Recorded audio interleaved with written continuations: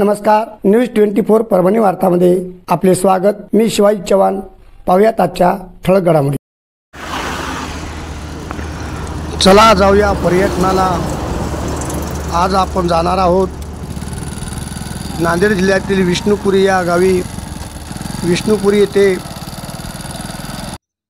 नांदेड जिल्ह्याची एक वेगळीच अशी ओळख असलेले गोदावरी नदीवर विष्णुपुरी प्रकल्प म्हणजेच कैलासवासी शंकरराव चव्हाण धरण, कैलासवासी शंकरराव चव्हाण सागर निर्माण केला आहे।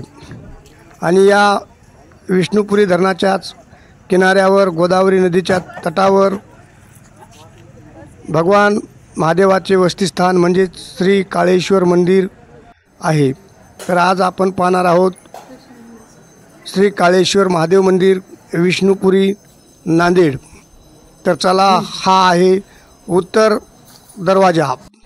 महादेव मंदिरात प्रवेश करण्याकरता 3 बाजूला दरवाजे आहेत, त्यातील हा उत्तर दरवाजाने महादेव मंदिरामध्ये प्रवेश करता येतो। अतिशय सुबक असा दरवाजाला गोल्डन प्लेट लावलेले आहेत। आणि हा आता आपण प्रवेशद्वाराच्या मंदिराच्या सभागृहामध्ये पोहोचलेले आहोत। हे मंदिर हेमाडपंथी बांधकामाचे सुंदर असे शिल्पकलेचा एक नमुना आहे।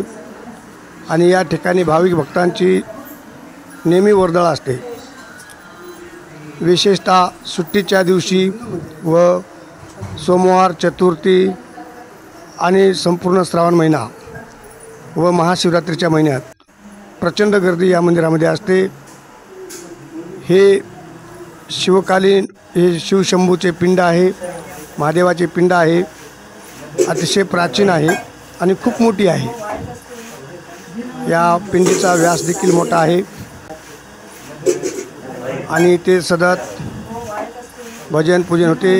हे मंदिरातील नागदेवता आहे नागेशनाथाचं। आणि हा दरवाजा आहे दक्षिणमुखी दरवाजाने बाहेर पडता येते आणि हा दक्षिणमुखी दरवाजा आहे। आणि आता आपण जात आहोत भगवान काळेश्वराच्या विश्रामस्थानाच्या जवळ। हे विश्रामस्थान आहे, या ठिकाणी भगवान काळेश्वर महादेव विश्राम करतात अशी मान्यता आहे। तर चला आता जाऊया काळेश्वराच्या निसर्गरम्य अशा वातावरणाच्या परिसरामध्ये। सुंदर मंदिर बांधलेले आहे आणि हे आहे विष्णुपुरी प्रकल्प कैलासवासी शंकरराव चव्हाण सागर। इथे 12 महिने पाणी फुल असते, भरलेले असते गंगा। या ठिकाणी होम हवन केल्या जाते। हे भाविक भक्तासाठी स्नानाकरता बांधलेला घाट। आणि आता आपण पाहत आहोत विष्णुपुरी धरण, नांदेड येथील विष्णुपुरी जलाशयाची नांदेडची तहान भागवणारे नांदेड जिल्ह्याचं जीवनवाहिनी हे विष्णुपुरी धरण आहे। आणि या विष्णुपुरी धरणाच्या परिसरामध्ये, या मंदिराच्या परिसरामध्ये असंख्य अशा छोट्या छोट्या शिवलिंग आहेत। बऱ्याचशा देवी देवतांची मंदिरे देखील या ठिकाणी आपल्याला आढळून येतात। या ठिकाणी भाविक भक्तांची नेहमीच वर्दळ असल्यामुळे हा परिसर गजबजून गेलेला दिसत आहे। आज आम्ही सहपत्नी या मंदिराला भेट देण्यासाठी आले आहोत। या ठिकाणी हिंदू धर्माची पताका सतत ज्वलंत उंचावर ठेवणारे, आपल्या लोकगीतातून लोकजागर करणारे वासुदेव आपल्याला दिसत आहेत। तर चला वासुदेवाची गाणी ऐकूया।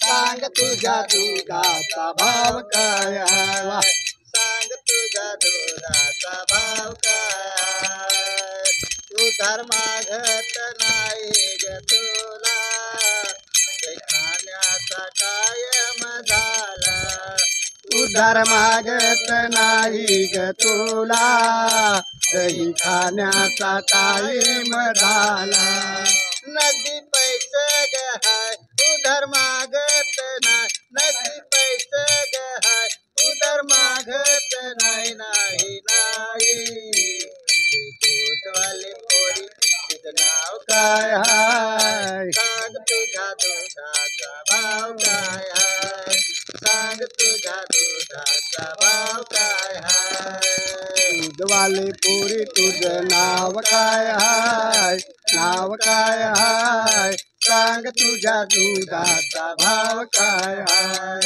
सांग तुझ्या दुधाचा भाव काय हाय तुझ्या महाराज आपलं नाव माझं नाव पांडुरंग सिद्धराम धुर्वे.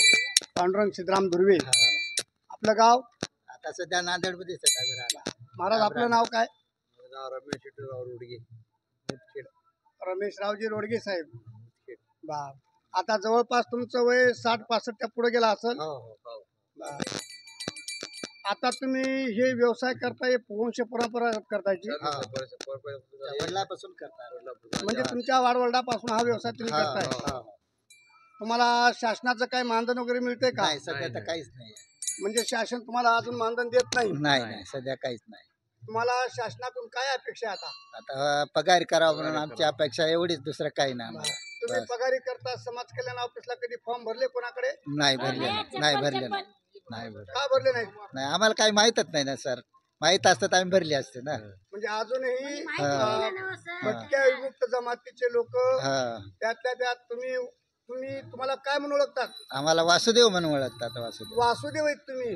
वासुदेव. म्हणजे हे वासुदेव समाजाचे लोक अजूनही शासनाच्या कोणत्याही सुविधेपासून वंचित आहेत. आणि यांची मागणी आहे महाराष्ट्र शासनाने या अशा खऱ्या उपेक्षित कलावंतांना मानधन द्यावं अशी यांची मागणी आहे. ठीक आहे, धन्यवाद.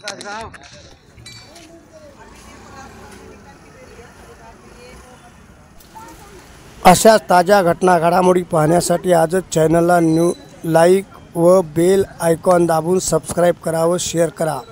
सबस्क्राईब करायला विसरू नका. धन्यवाद.